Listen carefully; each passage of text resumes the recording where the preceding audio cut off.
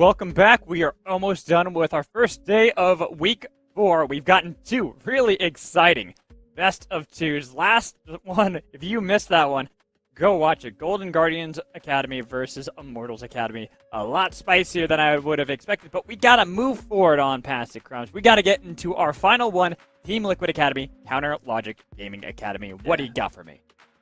Whew, I mean, that last game was such a banger, first of all. It literally shook the earth. We just had an earthquake, so yeah. It was that game. That was what actually caused it, everyone. Right. So you can blame the Golden Guardians and the Immortals for that one, if anything happened.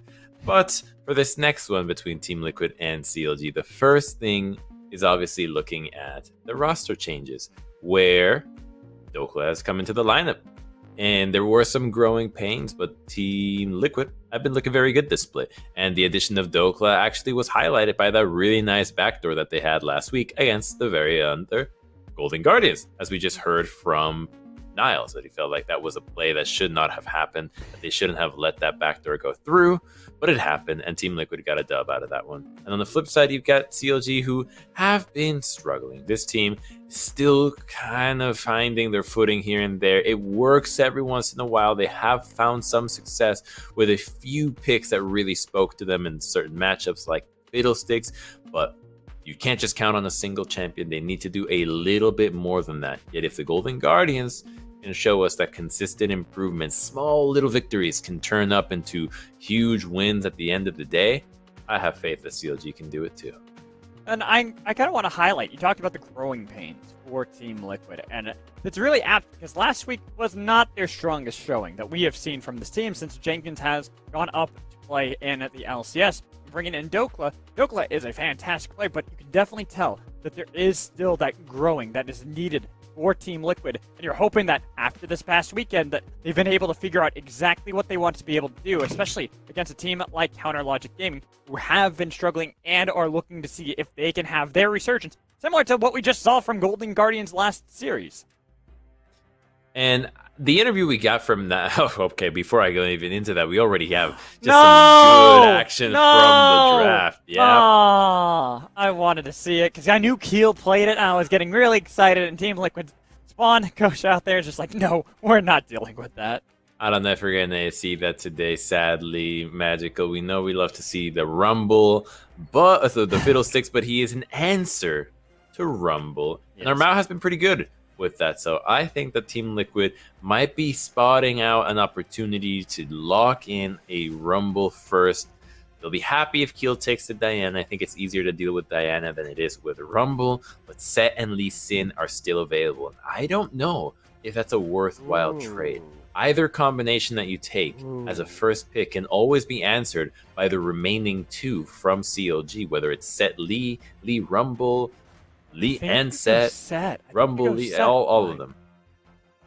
I just feel like Set is one of the strongest picks, but they actually opt instead for the Viego. So there's still the 3 picks. There's still those 3 that they can choose from. Set, Rumble, Lee Sin. It just depends on what CLG want. CLG should take Set and Lee, and then if they take Rumble, you get the Diana, right? You get the trifecta here. I think you gotta take the Set and Lee. You probably don't want the matchup into the Viego, but the composition overall would be so filthy. I think they see an opportunity here to take away the Rumble, though, but the Diana from Armao is gonna be deadly, too. I don't think you're really getting value in the deny from taking the Rumble, and instead you're just picking comfort here. So let's see if they deny. You got to take a Set, yeah. Yeah, I was about to say, Keel hasn't played the Diana this split so far, so it has to be down to comfort. Okay. Oh. Change of plans. Well then. We got baited. Yeah, we did. Yeah, we did. That was not what I expected at all. We were convinced it was going to be the Diana. Armao has been playing that a lot. Sejuani is one of those champions that he played a lot way back in the past, has plenty of experience onto the champion, which is not what I expected here. It's actually kind of cool to see because if people always remember Sejuani for just being that great frontline tank, someone who can just stand in front and be a meat shield, but they already have double melee, and that alone is going to make her transform from just being a tank to a skirmisher in this early to mid game. Topside beefcakes. out of Team Liquid Academy here because you just want to keep playing with these melee champions. And the interesting thing about the Renekton and the Viego pairing is that they're not just melee picks, they have abilities that count as auto attacks. Yes. Renekton's stun, Viego's Q, and so the proccing of Sejuani's stun will be much faster than anticipated. This is entirely playing around the top side for Team Liquid Academy. CLG just can't 2v2 that. It doesn't matter if you lock in Lee Sin. It really doesn't matter what combination you select. Melee versus melee, when one has a Sejuani, is just going to go Sejuani's way. So Team Liquid have a clear identity and a game plan with this composition. We've seen it around the world already. I think SK brought out the Sejuani in the jungle. We had seen Sejuani top before that in the LPL, but last week we even saw it in the LCS from FlyQuest. So this is a combination that has always been strong, and it's about time, though, with the Warmogs buffs and all the buffs of these melee champions that are now at the top of the meta, to make sense for Sejuani to come back and assist in making them even stronger. It's just one of those picks that you just don't always expect. It's like when we saw the Fiddlesticks the first time when we were kind of surprised, but it worked out so well, and you've already highlighted, I think, so perfectly that it slots immensely for Team Liquid. And you know what it makes me think? It makes me think that Yon wants to grab Ziggs here. They want to be able to go for the spot lane that we've been seeing. Yeah, that we've been seeing work so well because they need that magic damage. And it makes me think immediately that that is the game plan. To be able to blind pick that, or even just pick it into Ezreal, who's not going to be able to clear out at all against it. Or the Swain. Now, I think Ziggs makes more sense here, but I was speculating that if people are trying to dive you just want to go with Swain because he's very beefy and can survive the initial dive. Swain can be a support, though. Right? It can be support Swain as well. And he does have enough damage in the support role to not even warrant having an AP carry. There is a lot of magic damage here on the side of Team Liquid that is often easy to overlook. It's not burst, but it's enough that you cannot ignore it. It will be Swain in the carry role, though, so they're going to be fine. I love this. I was talking about Swain ever since I saw the Ziggs. I think it makes so much sense. I wonder what the synergies will be with his fullback and the rest of the lineup from Team Liquid. I'm sure Yeon is familiar with absolutely all of them, but this is a pick that is novel to competitive play. Rarely do we see Swain, and I think that now is exactly the time to bring him out. Just all beefy champions. There is not a single squishy pick on the side of Team Liquid Academy. Somebody will be buying defensive tools, at the very least a single item. At the very worst for CLG Academy, it's one offensive item, and then the rest defensive for Team Liquid. But man, I love this draft from Team Liquid. It's not something we often see.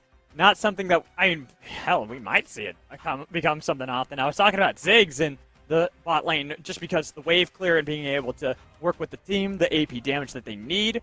But hell, if this Swain ends up working the way we kind of expect it to, because there are every single champion can make it so that Yon can use his passive. Every single one of them is going to allow him to be able to pull people back closer to the team. If you think you're safe as Ezreal, well, I'm sorry, bud, you're no longer that safe.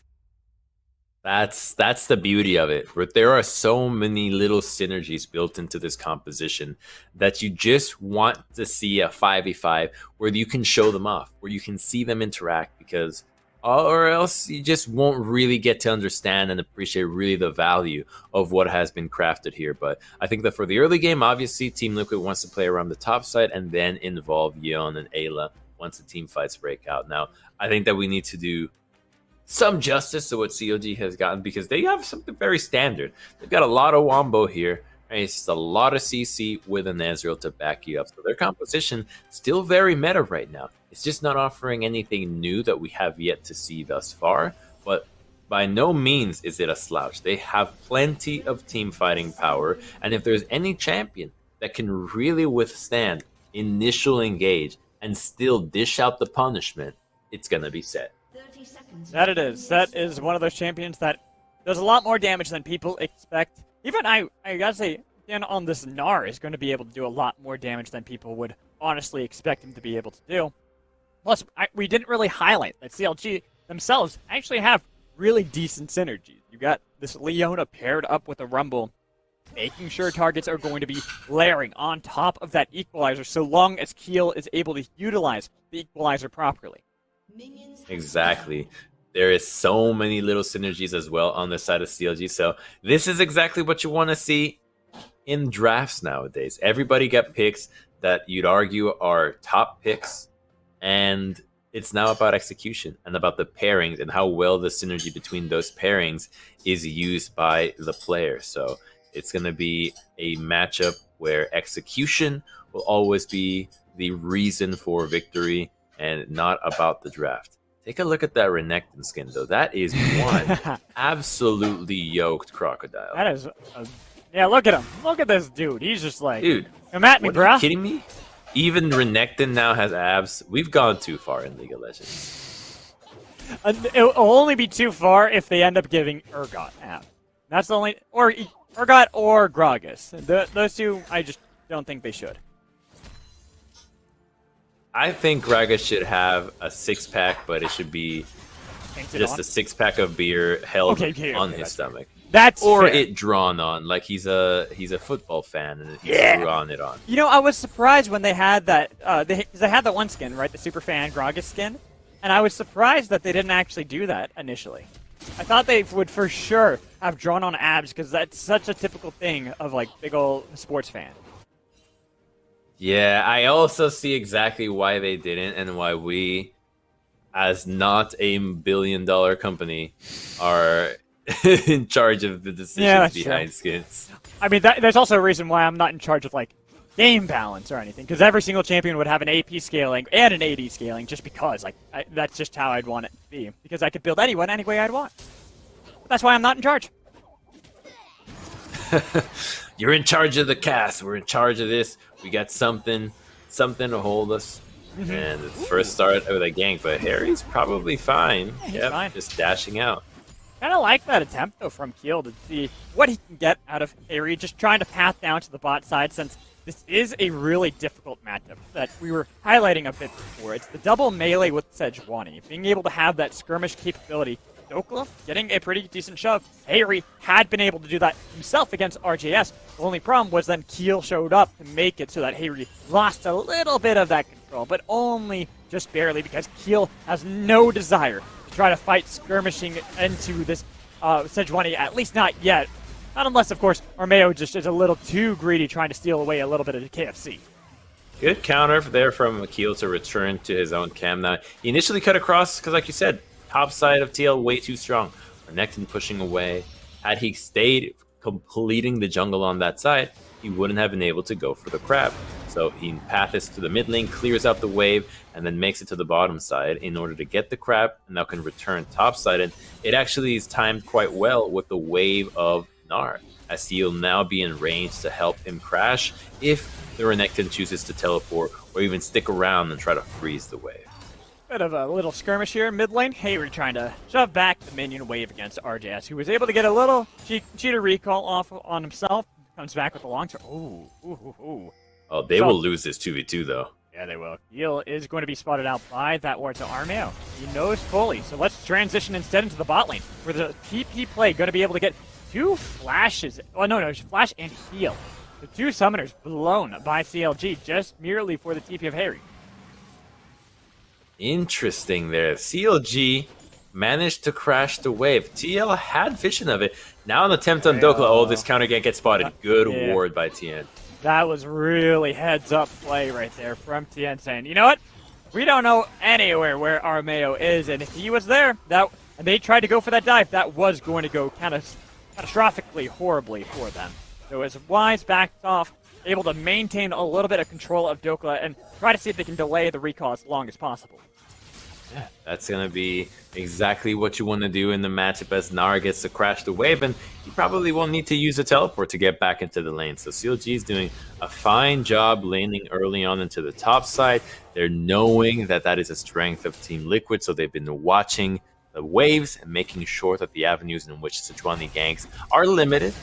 However, TL is winning farming away in the bottom lane. The Swain has been able to crash the waves pretty consistently, and now when Ezreal bounces this one back, he'll be able to get ahead, although he is now caught but It's gets to just walk away. Yeah, I was about to say it Not really almost caught. seemed. Yeah, it almost seemed like you were caught until you realized that they already had RJS rotating down, even with Ayla nearby. It's not like he was going to be able to do enough quickly enough, so they kind of just scare it away. You'll say, all right, no, you're not going to be stealing away these chickens like we did to you just a little bit before.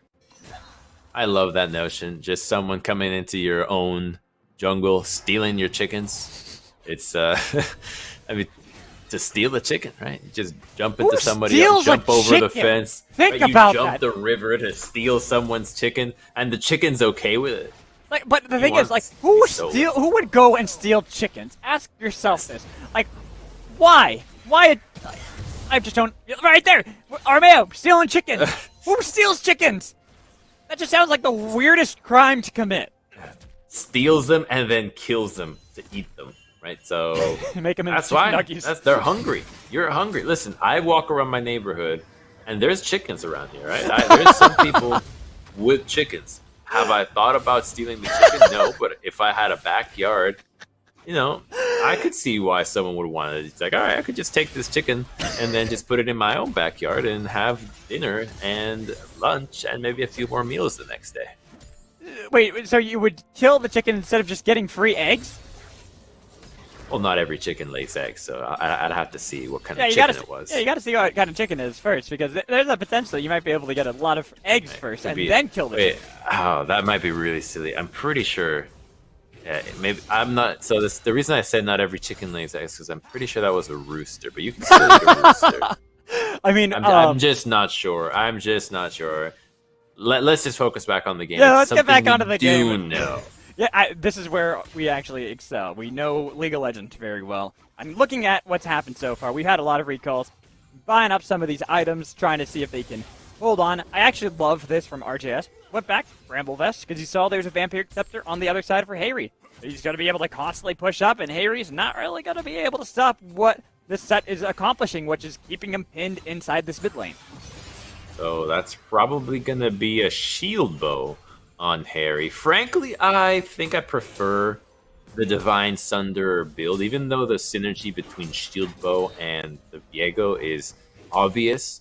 The Divine Sunder right now is just such a powerful item that it almost makes sense to get it, even in situations where something might be more optimal, except you're just faced with, well, I could get a Divine Sunder instead, and this item is just incredible. So no matter though, Viego is a champion strong enough to deal with whatever itemization you go for, as long as you're not actively building away from Bruiser. Yeah, you kind of want to, I mean, unless you're me and then build full AP Viego, but that's a whole other story, you know? We don't want to go down that rabbit hole, because I also want to go tank Gwen, but nobody else listens to me. But looking at this and what Hayri wants to do, I actually kind of like it, because their whole composition is not necessarily about that burst, about having quick amounts of damage that they are going to be able to provide. It is long-term. Renekton's going to be able to probably be one of the few that might be an argument for burst damage, but Tank, Sejuani, even the Swain is going to be more about the prolonged fights, trying to see if they can whittle down the health bars of CLG. Yeah, but now these fights are not going to be with Team Liquid ahead in gold, though. They need to be actually fighting early with the Sejuani. The early skirmishes are very important for them to be getting ahead and then becoming just oppressive with their crowd control and damage. And with no early fights having happened, because Team Liquid just haven't seen the opportunities. These safe lanes from CLG have been playing really far back and not presenting any options. This could be our first fight, though. Sejuani did just appear, but with the vision that CLG has, tells them, hey, there's no need to actually overextend here. You know that they're in danger if you overstep, and so they don't need to fight. So with the CLG being so mindful of what Team Liquid's plan has been, they're not presenting them any options. And so they're okay with going into a mid-game on an even playing field and relying on their team fighting ultimates stacked on top of each other to win them the fight. With all those working together, it is going to be all on to Keel and how much damage this equalized Rumble is going to be. Oh, wow, what a blind hook! First blood out of Team Liquid. Hooks nowhere to go with the flash, barely over the wall. But man, Ayla, he knew exactly who was waiting for him in that brush. He saw Keel step into it, and Keel just did not move. The Rumble got hit, and that is a big pick to be losing right now. They're finally getting some gold onto the map. CLG should have known that something was up. They had just seen Ayla and Armeo in the mid lane. They then saw the dragon be taken down, and so when Ayla walks into the jungle, big, bad Nautilus, who spots out the Rumble barely in the brush. Let's see, just throws out the hook. Bam! Gone fishing. Nicely done. Yeah, that play there, the heads-upness from Ayla to say, all right, he's probably still hanging there. Also, even if he's not, you can still get the Spider-Man effect. You can still get right onto the wall to then secure vision. It is a twofer. No matter what, it was going to be successful for Team Liquid because they're on the dragon. They get the first blood now. It's all looking pretty good, even despite the fact that CLG had been so passive, so patient on every single play beforehand. They can still maintain that patience, though. I think they only lost Hooks' flash on that one. So as long as they keep this pace going, I think they'll be fine. They just need to keep in mind, though, that Team Liquid just wants to fight. If they can get a fight that makes sense to them, they'll be looking for it. So to overextend and put themselves in the position where Team Liquid gets that fight, you know they're going to jump on it. So they'll drop the Herald here in the mid lane. It's trying to cash in some gold. It's a one wave that hasn't been continually shoved in. Hooks doesn't have flash, though. He could get caught. Just pulled back in, doubled up on the CC. He can never move, the poor lad, as we go top lane to Dokla. Trying to get the 1-for-1 kill against Tien. A little bit of damage, but now he's mini. With the call of the Meek, it's going to scare Disnar back underneath the turret. Dokla, you want to go for this? He's going to flash on him. Yeah, he's going to flash, and he's still... Oh, no, he's going to back off. Doesn't actually want to commit too much. He's not exactly sure where Keel is. There it is, the flash a little too late. Tries to go for the slice and dice, but he's getting kited back. You've got to commit, otherwise you're just going to get burned and roasted, buddy. Made it obvious. Tien saw it coming. Dokla had the flash, had the slice and dice, but first a gank in the mid lane. RJS does have flash. Trying to see, though. Look at the CC train out of Team Liquid. Frozen in time. There is just no movement happening from anybody that has been piled on by Team Liquid. They just cannot get caught, or else they are not leaving until they are dead. Team Liquid taking full advantage of what their composition does. Keel will lose this fight. Harry has ultimate. Will he though? Will he though? Will he though? Whoa, Keel! Nice. Proven me wrong. Proven the haters. Had the flash to outplay, knew what he needed to do. Harry did not have flash from the earlier fight, but he did. Knew that there was an opportunity to outplay the Viego. Saw it, took it, executed on it, and actually hold CLG still in contention with this game. A really nice outplay there by the jungler to make up for that earlier pick. Gold onto the Rumble, always valuable. Oh, RJS, you gotta... Oh, never mind. This ain't looking so good. Oh, nice flash away from the Glacial Prison, but that is the flash expended just to be able to survive. He had to. He absolutely had to. Even though Sejuani wants to stack her stun first before dropping the ultimate, with the Nautilus, with the Viego right there, there just would have been way too much crowd control. She would not, or he would not have been able to make it out of that one. So, good flash out of him, but CLG need to keep up the vision and keep up pace with tracking Ayla. If you look at the vision that CLG has right now, a lot of it revolves around the mid lane. It's allowing them to rotate over and do whatever they want. It's a ward on the side of mid. It's a ward at the pixel brush. So CLG, despite having that one ward they just placed, won't really be able to see if something happens in the mid lane, because the rotations that happen from those control wards can be so quick that if you're focused on any fight in the mid lane, by the time you realize that somebody's coming your way, it's too late. And right now, Keel, he tries to start up this Scuttlegrad, the Rift Herald, but it is completely in the knowledge of Team Liquid. They might be able to contend, but Armeo was still trying to see if he could secure himself to Wolf, so they're just going to say, whatever, you take it. We don't really want to overextend at the moment. We're still relying on getting these picks first. Picks and dragons, because the dragon is available for them, and this is CLG's opportunity to make a trade for this objective. They're still lying in wait, though. And Doka just won't fall for it. He knows he's playing weak side. He just saw CLG taking this Rift Herald, so to stay into the top side would be putting him in harm's way. It's a good move by Doka to be playing weak side the way he is, even though he's died. This time around, though, he knows that his team is already getting an objective. Just like Niall said, it's about those small little advantages. The enemy team is going to be getting something in return. You shouldn't feel bad about giving something up when you're already accounting for the advantage you wanted to get, which is the dragon stacking for this composition. Smart heads-up gameplay here from Team Liquid. Continuing to make sure that they're just holding on to control where they want to. Down towards the spot today. They had the top side beforehand, but now that they've been able to help out the spot lane, especially getting Yana a kill, they're trying to see if they can get the Swain involved more in these fights. We already have seen what happens when they have that gravy train of CC that rolls out on top of CLG. They just can't move. If they can pick off someone who's normally completely invulnerable to a lot of that, it could just slip away right through their fingers, such as Katsuri. Well, that Ezreal pick, the power it once had is completely mitigated. He can avoid a lot of the CC that comes out of Team Liquid, but as long as Ayla presses R onto him, yep, he won't be fine.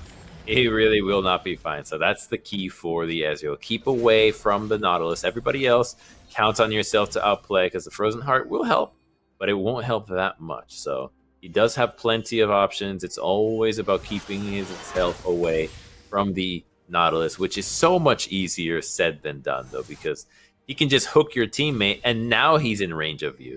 So it's so many little things like that that end up catching players off guard, and then shifting back ends up bringing the depth charge further into your squad. TL goes in again. Oh, Keel, he was overheating too. The damage coming through. He's able to get himself the equalizer, but he's still dead. And now the permafrost on the Pora hooks. He just can never move. And we see once more how powerful this Team Liquid composition is. They're powerful in the composition, but I also want to highlight how good they were at collapsing. Those were 5 members of TL that just showed up on the screen out of nowhere from the Fog of War that caught CLG off guard. So despite Keel being overheated, even if he was fully ready to fight, Team Liquid just had more members and was quicker to the punch, seeing exactly the plays they wanted to make. They had vision to see where CLG was coming. They had members around, and they're able to collapse and get 2 kills for absolutely free. That was a well-played collapse out of Team Liquid, as CLG attempts to clear out vision and gain some control of this river. I'm just curious to see if we actually see a really quick Silver Sash from anybody on CLG, because how long they get locked down for if they get jumped on by Team Liquid. It's looking impressive, and like you said, that execution from Team Liquid, they're clearly all on the same page of what they want to do. Now, this is at least working in the early laning phase. What about in the team fights? But before we go into that Dokla, good Spidey sense here. Backing off, seeing Tien go for that kind of play right now tells him that something is up. Books is spotted. I'm pretty sure that ward actually sees him, and they did see him place vision in the red buff. So TL just respecting that CLG is attempting to make something happen on the map, and will just make sure that they have numbers when they clear out the vision before face checking and putting themselves in harm's way. Right now, this game is a lot more surprising just when you kind of calculate a lot of things.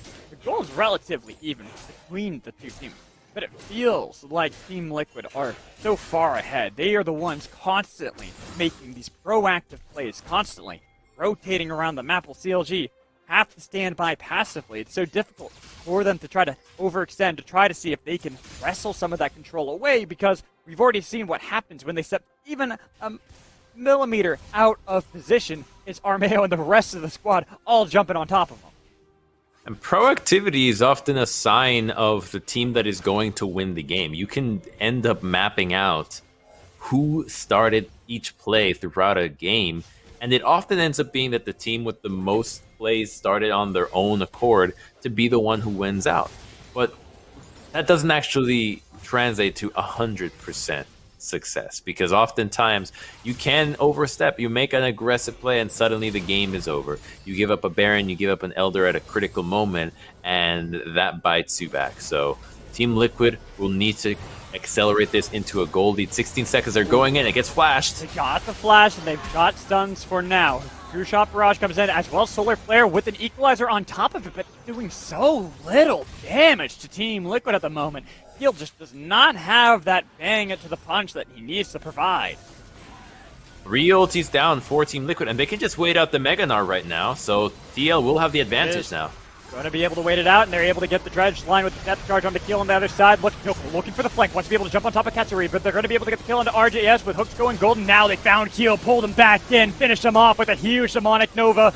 Looking for hooks, he's so far away, but with Hayri nearby, he's already stolen away that Rumble with the Heartbreaker to be able to finish off another. Flash comes in from Katsuri with the help of a blast cone, but Hayri says, no way you're getting away from me. It's a double kill for Team Liquid. Full control around the river gained by them.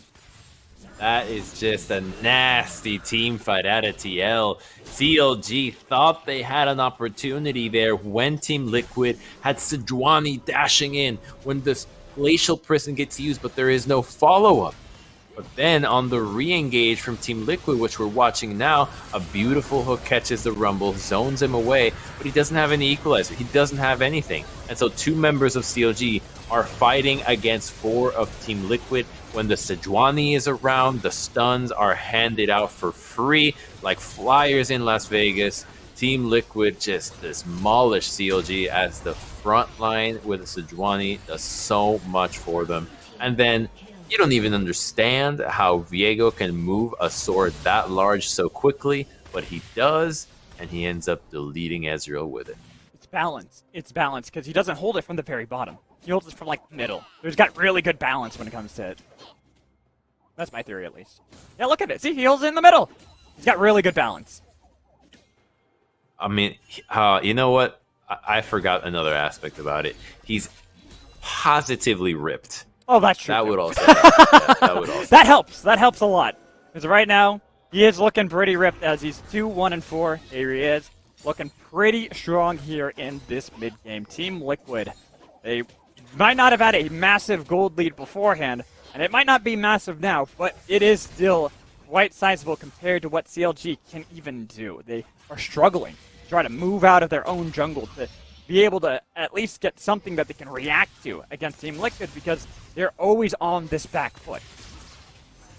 The struggle is highlighted by the gold bounties on almost every member of Team Liquid. So it's looking rough, and now Keel has to turn tail as Armeo just takes over the top lane. But Keel might have been extended himself. TP comes through. He has, and he's overheated, and look at that. He finds the chill. He's putting into the locker. Hooks tries to be able to get over the wall, but there's so many members of Team Liquid here to make sure they finish him off. And another hook out of Ayla to be able to connect with a depth charge on top of it. No Mega Gnar today. Hayri's on a killing spree.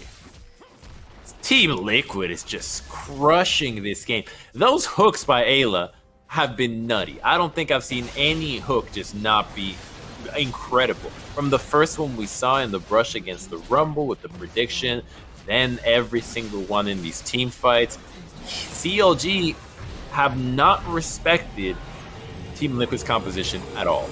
Nope. Past the early game. They respected it in the laning phase, but come team fights, they have been just completely ignoring the fact that they are going to pick you and you will just get CC locked and die. There is no way out. Once a single member gets on top of you, the rest will follow up and you just will not move. Damn. Look at the location in which they are picked and in which they later die. Right on the spot. So well done out of Team Liquid. Well-deserved Baron for them as well. They even have a potential soul that they can fight for here in 1:40. Nothing really seems like it is going CLG's way, mostly because it has been so clean out of Team Liquid, knowing when to make these trades, when they forfeit a kill here or a Rift Herald there, so they can maintain complete dominance on the Rift. And the dominance has been maintained. Team Liquid is now going for a 1-4. They can do this because Harry has teleport and Dokla does not, so they're okay with grouping in this formation. But CLG just doesn't really have an answer to this push, despite there not being a traditional AD carry. They're just so strong that they likely can Oh. threaten a dive, and CLG still have to back up and respect it, because a dive here with Baron available would end the game. Also, we didn't even talk about the pivot from Harry to not even go for the Immortal Shield, though. Instead, go for Divine Sunday and go for the Blade of the Ruin King, just to be able to get more damage in the face of CLG, who only really have the, I guess, true tankish kind of out of hooks. RJS is more of a pseudo tank. Sadly, he's had to go for a Thornmail as a second item, as opposed to getting a Sterix Gauge. While on the other side, that is 3 items completed by Harry. This is the build I really like out of Viego currently. Just so much damage, sustain, mobility. It makes him impossible to deal with if he gets going, which he already is. So now with these 3 itemizations, he can just roam wherever he wants in the map, knowing he can 1v2 any member, any combination of CLG's composition. And now it's going to be a free Ocean Soul for Team Liquid. CLG can do nothing about it, but be satisfied that the Baron push didn't end up in an inhibitor take. What? That's right, come on. Come on. Oh, he didn't even go for it. I was hoping that he would at least get a steal. I was kind of rooting for him. Maybe that he was just going to go for the YOLO steal with the True Shot Barrage, but now it is a soul that has been picked up by Team Liquid Academy. They are just backing off. They have full control of vision on the bottom quadrant of the map that normally would have belonged to Keel. But there's just so little that TLG can do in this game. Even trying to think of a way they can get back into the game is difficult, because who do you focus on this Team Liquid composition? You're not going to be able to burst anyone down, nor will it matter, because they're going to be able to do a lot more damage back to you. Their way is stopping the push. Clearing the minion wave. That's it. They're going to have to just clear out minions with the Ezreal and put themselves in a position where TL just cannot get a dive up, because TL will have to dive them. And in their interest to not throw the game, they'll probably just look for a fight around the jungle. And so Team Liquid have to just make sure that they get a fight like they've been getting the past ones that have been going so well, and doing so in a location that is entirely warded, the top blue side jungle right now. This is the location where CLG really should back off, because it is very easy to dive this tier 2 tower and very difficult to defend it. So just leaving it up and making sure that the Ezreal can thin out the wave here should be enough for them to start to build an itemization, because the game feels almost over, but it's not quite there yet. The hope for CLG is that you can get enough items on your champions without the game being lost just yet, and then take a team fight that you can outplay mechanically, because that's how you have to rely on these games. Sometimes you're going to be down. It's going to be impossible, but you should not give up. And the opportunity is items and outplaying. I agree. You never want to give up. There are always ways your opponents can make mistakes. It's just looking difficult. Team Liquid are looking like they're playing very clean. Last week, teams have been their mistakes where they're like, you know what, we've got to brush off our 0-2 that we took to FlyQuest, the 1-1 we had after that as well. We're back here to be a dominant team. We want to be able to regain a top spot going into Proving Grounds and show everyone why we were one of the teams that was touted as being one of the greatest from Academy before. They're looking like it. They're looking like it this split. 8-4. A win here would put him at 9. If they get the win on the next game, they'd break double digits contesting for those very top teams. It's now 100 Thieves is already 2-0 Cloud9 in the previous game. Spoilers! On the other streams. Yeah. Spoiler alert. Yep. Spoiler alert. That's okay. I think that spoilers sometimes make things more interesting. It's fine, especially because Game 1 apparently was super exciting in that series, so everyone should watch that one. But, I mean, it's also like Game 2 of our last series, which was absolutely chaotic and manic. Here, it's a lot more calm. It's a lot more collected from Team Liquid. When they make these calls, when they make these plays, they know everything. They've got the math down, and there is nothing that CLG can do except for maybe take some math classes themselves. Yes, and you all know, you've all been there. If you arrive at a math class a few weeks late, even just a few minutes too late, you don't know what the heck professor is talking about.